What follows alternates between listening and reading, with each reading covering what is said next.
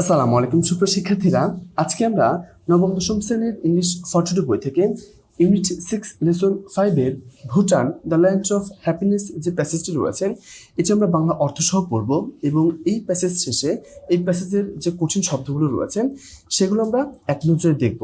তাহলে আজকে আমাদের লেসন 5 এ রয়েছে Bhutan the land of happiness, অর্থাৎ শান্তির বা সুখের দেশ ভুটান। অ্যাক্টিভিটি এতে বলা হচ্ছে রিচ দ্য ফলোয়িং টেক্সট, নিচের পাঠ্যাংশটুকু পড়ো অ্যান্ড এবং complete section B and C এবং সেকশন বি এবং সি সম্পন্ন করো। তাহলে আমরা মূল প্যাসেজ দেখি। বলা হচ্ছে ভুটান ইজ কল্ড, ভুটানকে বলা হয় বা ডাকা হয় the Jewel of the eastern Himalayas, অর্থাৎ পূর্ব হিমালয়ের রত্ন হিসেবে। ঠিক আছে, তো বলা হলো যে ভুটানকে পূর্ব হিমালয়ের রত্ন বলা হয়।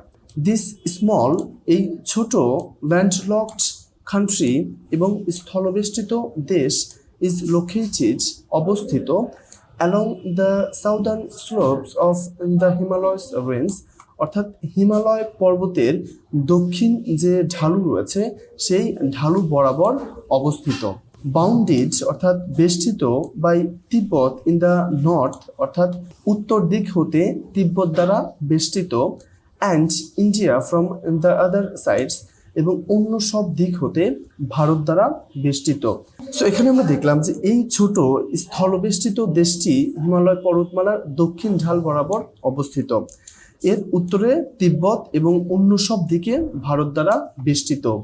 The official name of Bhutan is, অর্থাৎ ভুটানের সরকারি নাম হলো ড্রাক উইল, হুইচ মিনস ড্রাক উইল, যেটার অর্থ হচ্ছে land of the thunder dragon, অর্থাৎ বজ্র ড্রাগনের দেশ। তো এখানে আমরা দেখলাম যে ভুটানের সরকারি নাম ড্রাক উইল, যার অর্থ হচ্ছে বজ্র ড্রাগনের দেশ। ইট আর্নড দিস নেম, এটা অর্থাৎ এই দেশটি এই নামটা অর্জন করেছে বা পেয়েছে because of the fierce storms, প্রচণ্ড ঝড়ের কারণে, that often roll in from the Himalayas, যেটা প্রায়ই হিমালয় পর্বত থেকে বয়ে আসে। তো বলা হলো যে হিমালয় থেকে প্রায়ই প্রচণ্ড ঝড় বেয়ে আসার কারণে দেশটির এই নামকরণ করা হয়েছে। তো প্রথম অংশে আমরা দেখলাম যে ভুটানকে পূর্ব হিমালয়ের রত্ন বলা হয়। এই দেশটা হচ্ছে খুবই ছোট এবং স্থলবেষ্টিত একটি দেশ। স্থলবেষ্টিত মানে হচ্ছে এটার চারদিকে কোনো সমুদ্র নেই, ঠিক আছে, এবং হিমালয় পর্বতমালার যে দক্ষিণ ঢাল রয়েছে সেটা বরাবর এই দেশটি অবস্থিত। এটার উত্তরে রয়েছে তিব্বত এবং অন্য সব দিকে হচ্ছে ভারত দ্বারা বেষ্টিত। ভুটানের একটা সরকারি নাম রয়েছে যার নাম হচ্ছে ড্রাক উইল। এই নামটা দেওয়া হয়েছে কারণ এটার অর্থ হচ্ছে বজ্র ড্রাগনের দেশ। যেহেতু হিমালয় থেকে প্রায়ই প্রচণ্ড ঝড় বেয়ে আসে, এই জন্য এই নামটি দেওয়া হয়েছে, অর্থাৎ প্রচণ্ড ঝড়ের জন্য নাম দেওয়া হয়েছে বজ্র ড্রাগনের দেশ। আচ্ছা, এরপর আমরা দেখি the country has an area of, অর্থাৎ এই দেশটির আয়তন হলো 38,394 স্কোয়ার কিলোমিটার, 38,394 বর্গ কিলোমিটার, অ্যান্ড পপুলেশন অফ, এবং এটার জনসংখ্যা হচ্ছে 7,16,896, অর্থাৎ 7,16,896 জন। সো বলা হলো দেশটির আয়তন 38,394 বর্গমিটার এবং এর জনসংখ্যা হচ্ছে 7,16,896 জন। Since it is a cut off from the rest of the world, তো এখানে বলা হচ্ছে যে যেহেতু এটা পৃথিবী থেকে বিচ্ছিন্ন বাই দ্য গ্রেট হিমালয়স, বৃহৎ হিমালয় দ্বারা, ইউনিক, একটি অনন্য, কালচার অ্যান্ড ট্র্যাডিশন, সংস্কৃতি এবং ঐতিহ্য, বেসড অন, গড়ে উঠেছে, পিসফুল বুদ্ধিস্ট বিলিভস, শান্তিপূর্ণ বৌদ্ধ বিশ্বাস দ্বারা, have evolved there over time, এবং যা সময়ে সময়ে এখানে বিকশিত হয়েছে বা সময়ের সঙ্গে এখানে বিকশিত হয়েছে।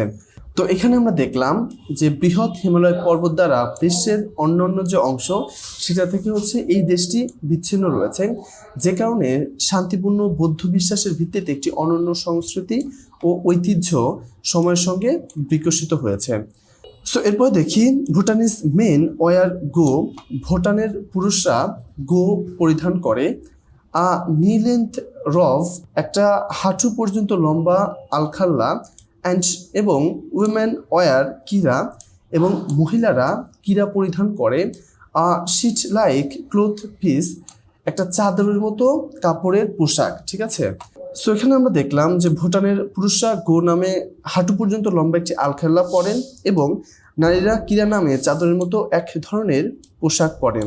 সো এই দুইটা এসে আমরা ভুটান সম্পর্কে আরো কিছু জিনিস জানলাম, যেমন ভুটানের আয়তন হচ্ছে 38,394 বর্গ কিলোমিটার, এর জনসংখ্যা হচ্ছে 7,16,896 জন। এই যে দেশটা, এটা হচ্ছে হিমালয় পর্বতমালার কারণে পৃথিবীর অন্যান্য অংশ থেকে বিচ্ছিন্ন, এবং এখানে যে বৌদ্ধ বিশ্বাস রয়েছে তার ভিত্তিতেই একটা শান্তিপূর্ণ অনন্য সংস্কৃতি ও ঐতিহ্য সময়ের সঙ্গে গড়ে উঠেছে। এখানকার পুরুষরা গো নামে একটা পোশাক পরিধান করে, যেটা হচ্ছে হাঁটু পর্যন্ত লম্বা একটা আলখেল্লা, আর নারীরা কিরা নামে চাদরের মতো এক ধরনের পোশাক পরিধান করেন। এরপরে দেখি, Bhutanese houses are built from fine wood. ভুটানের ঘর বাড়ি বা বাড়িগুলো নির্মাণ করা হয় পাইন কাঠ দ্বারা অ্যান্ড স্টোন এবং পাথর দ্বারা, উইথ উডেন শ্রিঙ্গেল রুফ এবং কাঠের পাতের ছাদ দ্বারা, ঠিক আছে। সো বলা হলো যে ভুটানের বাড়িগুলো পাইন কাঠ ও পাথর দ্বারা নির্মিত হয় এবং এগুলোর কাঠের ছাদের পাত দিয়ে নির্মিত। Bhutanese never use iron nails. ভুটানিরা কখনোই লোহার পেরেক ব্যবহার করে না ইন দেয়ার বিল্ডিংস, তাদের ভবনগুলোতে। তো এখানে বলা হলো যে ভুটানের মানুষ তাদের বাড়ি নির্মাণে কখনো লোহার পেরেক ব্যবহার করে না। ইউজুয়ালি, সচরাচর বা সাধারণত, the Bhutanese build each others houses. ভুটানিরা একে অপরের বাড়ি নির্মাণ করে দেয় বাই এক্সচেঞ্জিং, বিনিময় করে, লেবার, শ্রম, উইদিন দ্য কমিউনিটি, নিজেদের সম্প্রদায়ের মধ্যে। তো এখানে বলা হচ্ছে যে সাধারণত তারা নিজেদের সম্প্রদায়ের মধ্যে শ্রম বিনিময়ের মাধ্যমে একে অপরের বাড়ি নির্মাণ করে দেয়। মানে বিষয়টা হচ্ছে, আমি একজনের বাড়ি নির্মাণ করে দেব, সে আবার আমার বাড়ি নির্মাণ করে দিবে। আচ্ছা, এরপরে দেখি, ডিফারেন্ট ফেস্টিভ্যালস আর সেলিব্রেটেড। এখানে বিভিন্ন ধরনের উৎসব পালিত হয় all year round in Bhutan. ভুটানে সারা বছর জুড়ে, ঠিক আছে, অর্থাৎ ভুটানে সারা বছর বিভিন্ন উৎসব উদযাপন করা হয়।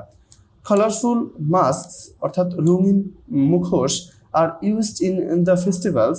এই উৎসবগুলোতে ব্যবহৃত হয়, হুইচ রিফ্লেক্ট, যেটা প্রকাশ করে, দ্য রিচ ভুটানিজ কালচার, ভুটানের সমৃদ্ধ সংস্কৃতিকে, ঠিক আছে। অর্থাৎ এখানে আমরা দেখলাম যেসব উৎসবে রঙিন মুখোশ ব্যবহার করা হয় যা ভুটানের সমৃদ্ধ সংস্কৃতিকে প্রকাশ করে। ড্যান্সেস আর পারফর্মড অর্থাৎ নৃত্য পরিবেশন করা হয় বাই দ্য বুদ্ধিস্ট মংস, বৌদ্ধ ভিক্ষুকদের দ্বারা, টু প্রোটেক্ট দ্য ভ্যালি, উপত্যকাকে রক্ষা করার জন্য বা সুরক্ষিত করার জন্য, অ্যান্ড ওয়ার্ড অফ, এবং দূরে রাখার জন্য, এভিল স্পিরিটস, অশুভ আত্মার বা শয়তানের প্ররোচনা, ঠিক আছে। অর্থাৎ এখানে আমরা দেখলাম যে বৌদ্ধ ভিক্ষুরা উপত্যকাকে রক্ষা করতে এবং অশুভ আত্মাকে দূরে রাখতে নৃত্য পরিবেশন করে।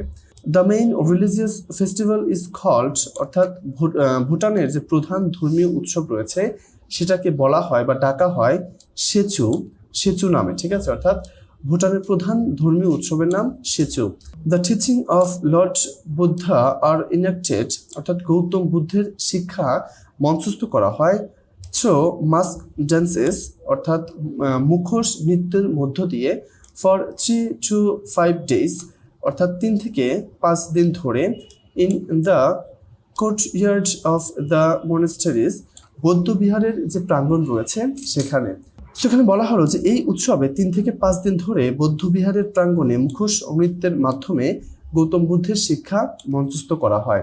আচ্ছা, এরপরে আমরা দেখি, people attended this events in their best clothes, অর্থাৎ মানুষজন বা লোকজন এই উৎসবগুলোতে, অনুষ্ঠানগুলোতে অংশগ্রহণ করে দেয়ার বেস্ট ক্লোথস, অর্থাৎ তাদের সেরা পোশাক পরিধান করে, ক্যারিং পিকনিক বাস্কেটস, এবং পিকনিকের জন্য যে ঝুড়ি সেটি সাথে নিয়ে বা বহন করে। তাহলে বলা হলো যে মানুষ তাদের সেরা পোশাক পরে এবং পিকনিকের ঝুড়ি সঙ্গে নিয়ে এসব উৎসবে অংশগ্রহণ করে। Another major festival is called Losar, এবং আরেকটি প্রধান উৎসবের নাম হলো Losar. It is celebrated on lunar new year, এবং এটা চন্দ্র নববর্ষে উদযাপিত হয়। সো কি বলা হলো যে আরেকটি প্রধান উৎসব হলো লোজার, যা চন্দ্র নববর্ষে উদযাপিত হয়। পিপুল কুক স্পেশাল ডিশেস, মানুষজন বিভিন্ন ধরনের বিশেষ খাবার রান্না করে, অ্যান্ড ওয়ার নিউ ক্লথস, এবং নতুন পোশাক পরিধান করে। ইট is a time for family get together. এটা হচ্ছে পারিবারিক মিলন মেলার একটি বিশেষ সময়, ঠিক আছে। তো এখানে বলা হলো যে মানুষ বিশেষ খাবার রান্না করে এবং নতুন পোশাক পরিধান করে। এ সময় পরিবারের সবাই একত্রিত হয় বা মিলিত হয়। Men play archery or darts. পুরুষেরা তীরন্দাজি অথবা ডার্ট খেলে। তীরন্দাজি হচ্ছে তীর খেলা, ঠিক আছে। হোয়াইল যখন ওয়েমেন সিং অ্যান্ড ডান্স, যখন মহিলারা গান গায় এবং নৃত্য পরিবেশন করে। তাহলে বলা হলো যে পুরুষরা তীরন্দাজি বা ডার্ট খেলে আর নারীরা গায় ও নাচে। পিওর মাউন্টেন এয়ার অর্থাৎ বিশুদ্ধ পাহাড়ি বাতাস, ক্রিস্টাল ব্লু স্কাইস স্বচ্ছ নীল আকাশ, অ্যান্ড প্রিস্টাইন ভেজিটেশন কভার এবং অকলুষ উদ্ভিদের আচ্ছাদন have made this small country, এই ছোট দেশটিকে তৈরি করেছে বা পরিণত করেছে an ideal destination for the environment lovers, পরিবেশ প্রেমীদের জন্য একটা বিশেষ গন্তব্য বা আদর্শ গন্তব্যস্থান হিসেবে। তাহলে আমরা এখানে দেখলাম যে বিশুদ্ধ পাহাড়ি বাতাস, স্বচ্ছ নীলাকাশ এবং অকলুষ সবুজ উদ্ভিদের আচ্ছাদন এই ছোট দেশটিকে প্রকৃতিপ্রেমীদের জন্য একটি আদর্শ ভ্রমণস্থলে পরিণত করেছে। The ecosystem of this small nation supports, অর্থাৎ এই ছোট দেশের যে বাস্তুতন্ত্র সেটাকে টিকিয়ে রাখা হয়েছে the existence of rich flora and fauna, অর্থাৎ উদ্ভিদ জগৎ এবং সমৃদ্ধ উদ্ভিদ জগৎ এবং প্রাণী জগতের অস্তিত্বের মধ্য দিয়ে, which are protected by strict laws, এবং যেটা কঠোর আইন দ্বারা সংরক্ষিত হয়েছে বা সংরক্ষণ করা হয়। তো এখানে বলা হলো যে এই ছোট দেশের বাস্তুতন্ত্র সমৃদ্ধ উদ্ভিদ জগৎ ও প্রাণী জগতের অস্তিত্ব টিকিয়ে রেখেছে, যেগুলো কঠোর আইন দ্বারা সংরক্ষিত। অর্থাৎ যেই প্রাণীগুলো, যেই উদ্ভিদগুলো এখানকার বাস্তুতন্ত্র বা ইকোসিস্টেমটাকে টিকিয়ে রাখছে, সেটাকে হচ্ছে সরকারি যে আইন রয়েছে সেই আইন দ্বারা নিয়ন্ত্রিত করা হয়। Everyone found guilty of killing even a black necked crane, অর্থাৎ কেউ যদি একটা কালো গলাযুক্ত সারসও হত্যা করে, এর জন্য সে দোষী সাব্যস্ত হতে পারে। Could be sentenced to life in prison, এবং সে এই অপরাধে আজীবন কারাদণ্ড হতে পারে তার, ঠিক আছে। অনেক কঠিন একটা আইন। তো এখানে বলা হলো কেউ যদি একটি কালো গলাযুক্ত সারস হত্যা করার অপরাধে দোষী প্রমাণিত হয়, তবে তাকে আজীবন কারাদণ্ডে দণ্ডিত হওয়া লাগতে পারে, ঠিক আছে। The government of Bhutan has taken a number of steps, অর্থাৎ ভুটানের সরকার বিভিন্ন পদক্ষেপ গ্রহণ করেছে টু প্রোটেক্ট ইটস বায়োডাইভার্সিটি, এটার জীববৈচিত্র্য রক্ষার জন্য। তো কি করেছে ভুটান সরকার? দেশের জীববৈচিত্র্য রক্ষার জন্য বিভিন্ন পদক্ষেপ গ্রহণ করেছে।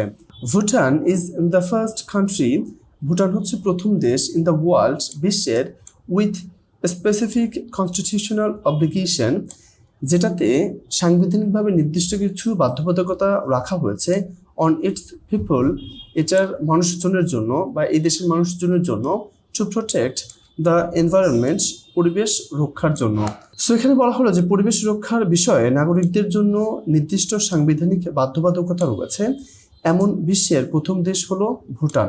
অ্যাকর্ডিং টু দ্য কনস্টিটিউশনস, অর্থাৎ সংবিধান অনুযায়ী, অ্যাটলিস্ট 60% অফ দ্য কান্ট্রি, দেশের অন্তত 60% must remain under forest cover, এটার যে বনাঞ্চল এটাকে অবশ্যই সংরক্ষিত রাখতে হবে। তো সেটাই বলা হলো যে সংবিধান অনুযায়ী দেশের অন্তত 60% এলাকা বনাঞ্চল হিসেবে সংরক্ষিত থাকতে হবে। ইফোর্টস আর অলসো টেকেন, অর্থাৎ প্রচেষ্টা নেওয়া হয়েছে টু প্রোটেক্ট দ্য নেশন, জাতিকে রক্ষা করার জন্য, against the intrusion of foreign cultures, অর্থাৎ বৈদেশিক যে সংস্কৃতি রয়েছে সেটার অনুপ্রবেশ রক্ষার্থে বা অনুপ্রবেশের বিরুদ্ধে, অ্যান্ড ভ্যালুস এবং মূল্যবোধ, অর্থাৎ বিদেশি সংস্কৃতি ও মূল্যবোধের অনুপ্রবেশ থেকে দেশকে রক্ষা করার জন্য বিভিন্ন ধরনের প্রচেষ্টা গ্রহণ করা হয়েছে। The first foreign tourists were allowed, অর্থাৎ প্রথম বিদেশি পর্যটককে অনুমতি দেওয়া হয়েছিল ইন ভুটান ইন 1974, 1974 সালে ভুটানে। সো 1974 সালে প্রথমবারের মতো বিদেশি পর্যটককে ভুটানে প্রবেশের অনুমতি দেওয়া হয়। নাও এখন ট্যুরিজম ইজ এনকারেজড, অর্থাৎ পর্যটনকে উৎসাহিত করা হয়, but is controlled and limited, কিন্তু নিয়ন্ত্রিত এবং সীমাবদ্ধ, টু অ্যাবাউট 6,000 ভিজিটর্স ইয়ার, প্রতি বছর মাত্র 6,000 দর্শনার্থীর জন্য। তো এখানে বলা হলো যে বর্তমানে পর্যটনকে উৎসাহিত করা হলেও তা কঠোরভাবে নিয়ন্ত্রিত এবং বছরে প্রায় 6,000 দর্শনার্থীর মধ্যে সীমাবদ্ধ রাখা হয়। অর্থাৎ ভুটানে প্রথম যে বিদেশি পর্যটক তারা প্রবেশ করে 1974 সালে। এখন অবশ্য পর্যটনকে উৎসাহিত করা হয়, অর্থাৎ ভুটান সরকার চায় যে তাদের দেশে মানুষজন যাক বা ভ্রমণ করুক, কিন্তু এটা 6,000-এর বেশি নয়। প্রতি বছর মাত্র 6,000 মানুষ ভুটানে যেতে পারে। Bhutan is one of the last countries in the world. Bhutan হচ্ছে পৃথিবীর প্রায় সর্বশেষ দেশ to introduce television and the internet, যেটা টেলিভিশন এবং ইন্টারনেট চালু করেছে টু ইটস পিপল, এটার লোকজনের জন্য বা জনগণের জন্য। তো বলা হচ্ছে যে ভুটান বিশ্বের শেষ দিকের দেশগুলোর একটি যেখানে জনগণের জন্য টেলিভিশন ও ইন্টারনেট চালু করা হয়। The government lifted a ban on TV, অর্থাৎ সরকার টিভির উপর যে নিষেধাজ্ঞা ছিল সেটি উঠিয়ে নেয়, অ্যান্ড এবং ইন্টারনেট এবং ইন্টারনেটের উপর থেকে অনলি ইন 1999, মাত্র 1999 সালে। অর্থাৎ সরকার 1999 সালে টেলিভিশন ও ইন্টারনেটের উপর থেকে নিষেধাজ্ঞা তুলে নেয়। The Bhutanese government has made it mandatory, অর্থাৎ ভুটানের সরকার এটাকে বাধ্যতামূলক করেছে ফর অল ভুটানিজ, সমস্ত ভুটানের জন্য, অর্থাৎ ভুটানের জনগণের জন্য, to wear only their national dress in public, জনসমক্ষে শুধুমাত্র তাদের জাতীয় যে পোশাক রয়েছে সেটি পরার জন্য। আমাদের দেশে যেরকম এরকম কোনো বিধিনিষেধ নেই, আমরা চাইলে লুঙ্গি পরে বাইরে চলে যেতে পারি, আমরা চাইলে যে কোনো পোশাক পরে আমরা বাইরে যেতে পারি, কিন্তু ভুটানে একটা নিয়ম ছিল যে সেখানে শুধুমাত্র ভুটানের যে জাতীয় পোশাক রয়েছে, আমরা যে দেখলাম যে গো এবং কিরা, এগুলো পরেই হচ্ছে বাইরে যাওয়া যেত। ফাইনালি, সবশেষে the most interesting fact about Bhutan is, ভুটানের সবচেয়ে মজাদার বিষয় হলো বা আকর্ষণীয় বিষয় হলো that they are the only country, তারা হচ্ছে একমাত্র দেশ, that measures success in gross national happiness, যারা হচ্ছে তাদের সাফল্য পরিমাপ করে মোট জাতীয় সুখের উপর, rather than gross national product, অর্থাৎ মোট জাতীয় উৎপাদনের পরিবর্তে। ঠিক আছে, আমাদের দেশে যেরকম মোট জাতীয় উৎপাদন কত হলো, মোট নেট জাতীয় উৎপাদন কত হলো, এগুলো দ্বারা পরিমাপ করা হয়, কিন্তু ভুটানে মানে তারা কতটুকু সফল, তারা কতটুকু সুখী আছে, এটা দ্বারা তাদের সাফল্য পরিমাপ করা হয়। সো এটা এখানে বলা হলো যে সবশেষে ভুটান সম্পর্কে সবচেয়ে মজার তথ্য হলো এটি বিশ্বের একমাত্র দেশ যেখানে সাফল্য মোট জাতীয় উৎপাদন দিয়ে নয়, বরং মোট জাতীয় সুখ দিয়ে পরিমাপ করা হয়। ইন 2006 সালে বিজনেস উইক রেটেড, অর্থাৎ বিজনেস উইক হচ্ছে একটা পত্রিকা যেটা স্থান নির্ধারণ করে দেয় Bhutan as the happiest country in Asia, Bhutan হচ্ছে এশিয়ার সবচেয়ে সুখী দেশ, and the 8th happiest country in the world, এবং পৃথিবীর 8ম সুখী দেশ। সো এটা কিন্তু খুবই ইন্টারেস্টিং একটা বিষয় যে এত ছোট একটা দেশ হিসেবে সেখানে হচ্ছে ভুটান এশিয়ার সবচেয়ে সুখী দেশ এবং বিশ্বের মধ্যে 8ম সুখী দেশ। সো এটা এখানে আমরা দেখলাম যে 2006 সালে বিজনেস উইক ভুটানকে এশিয়ার সবচেয়ে সুখী দেশ এবং বিশ্বের 8ম সুখী দেশ হিসেবে স্থান দিয়েছিল। তো এই ছিল হচ্ছে আমাদের মূল প্যাসেজ। এবার একটা নজরে আমরা কঠিন শব্দগুলো দেখে নিই যাতে করে আমরা নিজেরাই এই প্যাসেজটি নিজে নিজে পড়ে বুঝতে পারি। সো ল্যান্ডলকড মানে হচ্ছে স্থলবেষ্টিত, স্লোপস হচ্ছে ঢাল, বাউন্ডেড বেষ্টিত, অফিসিয়াল হচ্ছে সরকারি, আর্নড অর্জন করেছে, ফিয়াস হচ্ছে প্রচণ্ড, স্টর্মস ঝড়, এরিয়া আয়তন, পপুলেশন জনসংখ্যা, ইউনিক অনন্য, কালচার সংস্কৃতি, ট্র্যাডিশন ঐতিহ্য, পিসফুল শান্তিপূর্ণ, বুদ্ধিস্ট হচ্ছে বৌদ্ধ ধর্ম। ঠিক আছে, বিলিফ বিশ্বাস, ইভলভড হচ্ছে বিকশিত হয়েছে এমন, নি লেন্থ হচ্ছে হাঁটু পর্যন্ত, রভ হচ্ছে আলখাল্লা। আমাদের দেশে যেরকম জুব্বা পরা হয়, এই যে বিভিন্ন ধরনের হুজুররা যে ধরনের জুব্বাগুলো পরে, এটাকে আসলে এই আলখাল্লার সাথে তুলনা করা যেতে পারে। শিট লাইক অর্থাৎ হচ্ছে চাদরের মতো, ক্লথ হচ্ছে কাপড়, ফাইন উড পাইন কাঠ, স্টোন পাথর, শৃঙ্গেল হচ্ছে কাঠের পাত, এরপর রুফ ছাদ, আয়রন রেলস লোহার পেরেক, এক্সচেঞ্জিং বিনিময় একটার পরিবর্তে আরেকটা, লেবার হচ্ছে শ্রম, কমিউনিটি সম্প্রদায়, ফেস্টিভ্যাল উৎসব, কালারফুল রঙিন, মাস্ক মুখোশ, রিফ্লেক্ট প্রকাশ করা, পারফর্মড পরিবেশন করা হয়। মানক হচ্ছে বৌদ্ধ ভিক্ষু, অর্থাৎ বৌদ্ধ ধর্মের যে উৎসবগুলো হয় সেগুলো যারা পরিচালনা করে। আমাদের যেরকম মুসলিম ধর্মে ইমাম রয়েছে, এই বৌদ্ধ ধর্মে এরকম বৌদ্ধ ভিক্ষু বলা হয়। ভ্যালি হচ্ছে উপত্যকা, ওয়ার্ড অফ দূরে রাখা, এভিল